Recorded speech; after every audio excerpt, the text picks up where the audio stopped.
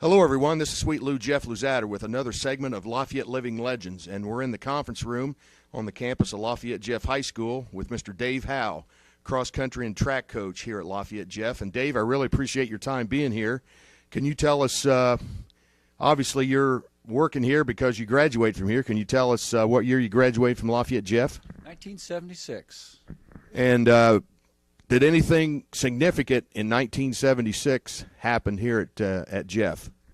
Well, I would say that was my senior year, the 75, 76, and be on the cross-country team with Coach Hurt and the basketball team with Coach Heath.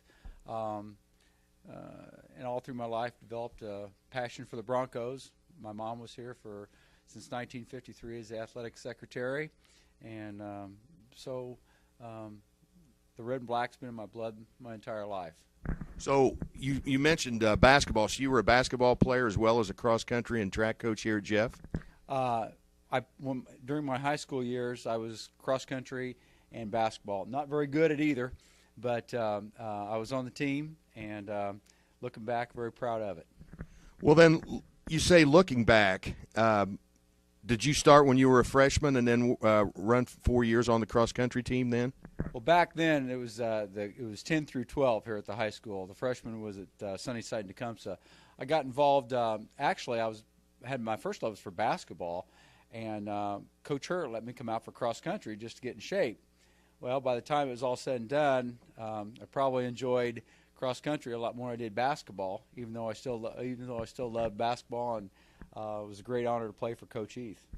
And then you mentioned two of icons there, Coach Hurt and Joe Heath, and we talked off camera. I was going to ask you about obviously Coach Hurt influenced you into becoming a cross-country coach here at Jeff, correct? Sure.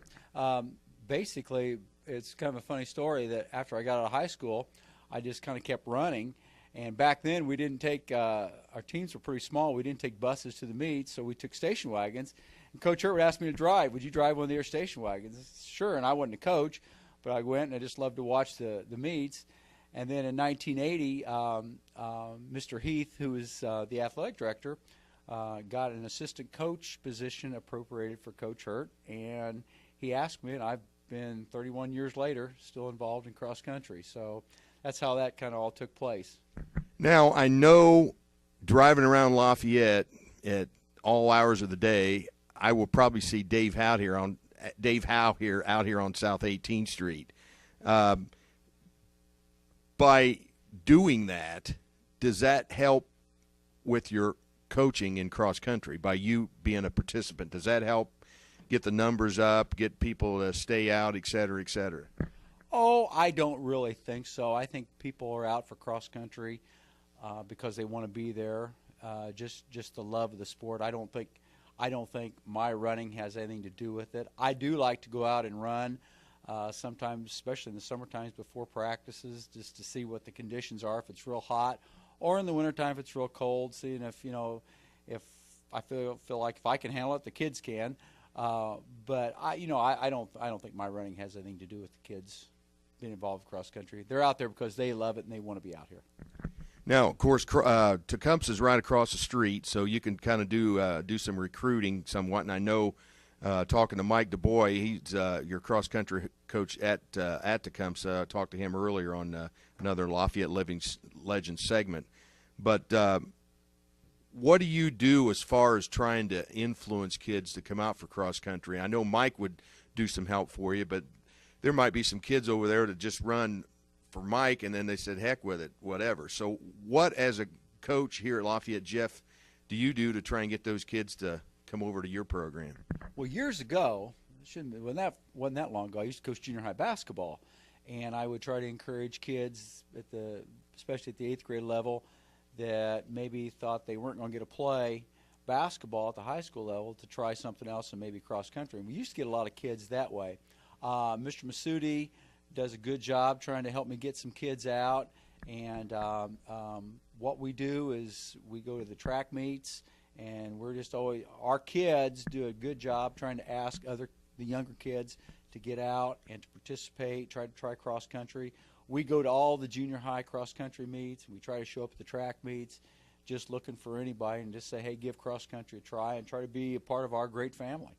And I asked you off camera some of the questions I was going to ask you, and hopefully you had a little time to think about this. But I ran cross country my freshman and sophomore year, and I basically was a sprinter. So I would start out the race out ahead, run out of gas, and then the coach would kick me toward the end, and I'd maybe get next to last or whatever. And so I didn't go out my junior and senior year.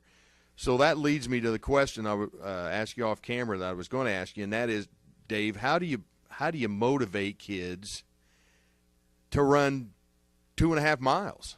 Well, it's actually 3.15K. It's goals, and everybody's got their personal race that helps the team, and especially if you ran a certain time as a freshman on a certain course, we're going to look at that time, and we're going to tell you as a sophomore, hey, you're going to try to get better. And we just tell our kids, all you have to do is worry about improving. Everything else will take care of itself. So we ask the kids to set realistic goals and try to get better from the previous year, as well as get better along during the season. So it's a pretty self-motivating sport, and I think a lot of it is enthusiasm. The kids want to do well. When they run a good race, they know it, and they want to do well for their school, as well as have a good personal performance. Now, as far as relating that to other sports, because you've been around long enough that, yeah, you know the ins and outs of the New Prairie course where you run some of the IHSA stuff, and the amphitheater course and all that stuff. So, say you got a sophomore kid and you've set a certain goal. Can you tell that kid, hey, this is a pretty easy course, you might be able to attain the goal? Or can you say, well, hey, that New Prairie course is pretty rough, I don't want to say you go tell them to do the best they can, because you want them to do their best, but on something like that where it's a easy course, do you say, hey, Jeff, you could retain your goal on this course? Sure, and that's part of our lettering procedures too. If you hit a certain time on the 5K courses throughout the year, there are courses that are much more difficult than others, and but a lot of it has to do with the weather conditions that day and things like that. It kind of all evens out. We only really run one course that I would consider easy. The rest of them pretty much the same, whether it's the amphitheater, Noblesville, New Prairie, Huntington. They all pretty much run, fairly consistent. And we just tell the kids, hey, go out, run a smart race, do the best you can, and everything will take care of itself. And normally that proves true. We don't have that many courses that are that easier than the others. Now, you sound sort of like a basketball coach, because you said something about, well, if we take care of ourselves, and I talked to Coach Scott Radiker on his show earlier in the week about the game tonight at Fisher's, about, hey, well, if we take care of ourselves, then everything will be fine. Well, my next question is, Dave, do you do what some of these other coaches do, and do you find out what in the paper? Do you look close at Harrison's times, and do you look close at McCutcheon? I guess, do you do a little scouting before you run somebody? Sure do. Coach Hurt, he does a great job of that. He loves to. He can tell you what practically anybody in the state's doing as far as times. But the one thing about cross country, we may know what Harrison, McCutcheon, Westside, or anybody in the conference is running. But one thing about our sport, you can't play defense. And as long as we run well, we can't control what anyone else does. So we pretty much say, you go out, do your job, run your race, and your place will take care of itself. Now, I'd asked you earlier, too, about the Olympics come around every 4 years. And I know Jim Sharp said that his numbers go up sometimes because people are watching NBC and Bob Costas, and they're seeing all this good stuff. Well, does that happen in your sport? Oh, I think so a little bit. Coach Blocker, our women's coach, she's from Scotland, and she is always watching the Olympics, and she knows a lot about especially the female runners from other countries. And I would say our numbers will come up a little bit, but not anything significant because of it. Now, one last question here, Dave, I want to ask you about, because I know you get some carryover with you being part of the track program too. You'll get some cross-country kids that, hey, you ought to stay in shape. Why don't you come out for the track team and run that event in track? But, boy, oh, boy, 8 times around the track of the same thing, that's a little bit different. What motivation do you do to the track people to run the same thing 8 times? Well, and being assistant track coach really helps. We even got 2 pole vaulters out, and we got some of the sprinters come out. They come out to stay in shape, and they find they love cross country. And I'm a firm believer that I'm a firm believer in 3-sport athletes. The more kids you get in multiple sports, they're going to do a better job for our school. And so, that's the one thing I like about our cross-country team. We've got a lot of kids out from other sports who like being out, being part of the team. We got some good wrestlers that are out, and I know wrestling's their primary sport, but they're out to stay in shape, to get better for wrestling. We've got some swimmers, and it just makes for a good team because those kids got great attitudes.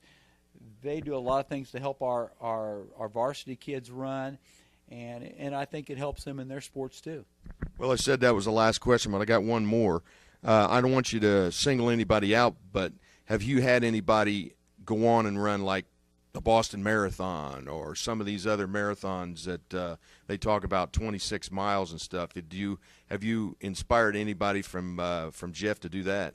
I haven't inspired anybody to do that, but we've had some kids run some marathons. I know a few years ago we had a couple kids, Dexter and Ledesma, right after track season, ran the South Bend Marathon 3 days after the track season. A lot of them want to run the mini. Some of them do marathons. That usually comes a little bit later on when they get a little bit older. But, yeah, there's a lot of kids that do a lot of road races after their high school and college careers. And then last but not least, and I talked to Mr. Sharp, and he has the same thing, and I'm sure you do because I know what type of person you are. I know Mr. Hertz kind of set the stage for the cross-country program here. But how often do you have some of your grads come back and say, hey, Dave, how's the program going? That's the nice thing about cross-country. Our family, our cross-country family, always stays in touch. We have kids coming back at Christmas all the time. Kids come back in the summertime.